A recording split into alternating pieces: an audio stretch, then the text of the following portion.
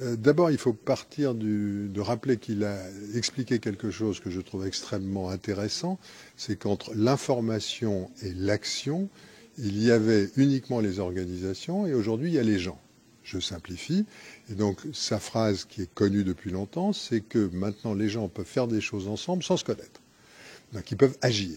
La question que j'ai posée, c'est il ne définit pas quel type d'action.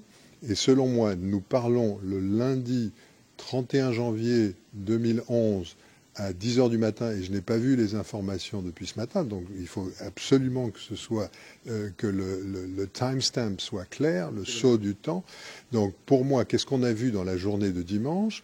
On a vu des gens qui étaient dans la rue, une armée qui arrivait à contenir, et on n'a pas vu de changement de niveau. C'est-à-dire la question qui est posée, quand on parle de politique, ce que fait Cherki, c'est toujours la question du pouvoir.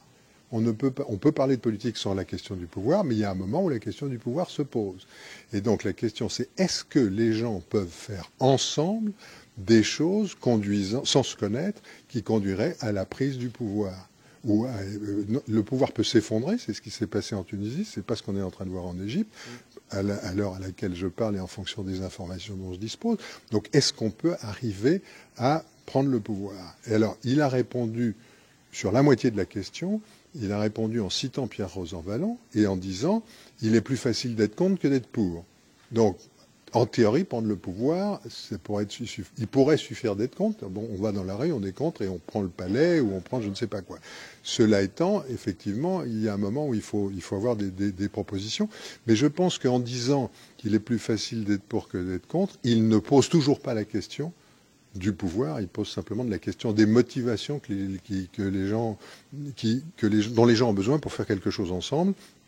Et je pense que c'est une des tendances souvent aux États-Unis, mais pas seulement, mais c'est la difficulté de poser la question du pouvoir dans la politique et dans l'histoire. Donc on a plein de discours intéressants, plein de jolies choses. Il y a des éléments qui changent, et je n'ai aucun doute sur ce qu'affirme Cherki, c'est-à-dire qu'on a des outils pour faire des choses ensemble qu'on ne pouvait pas faire avant.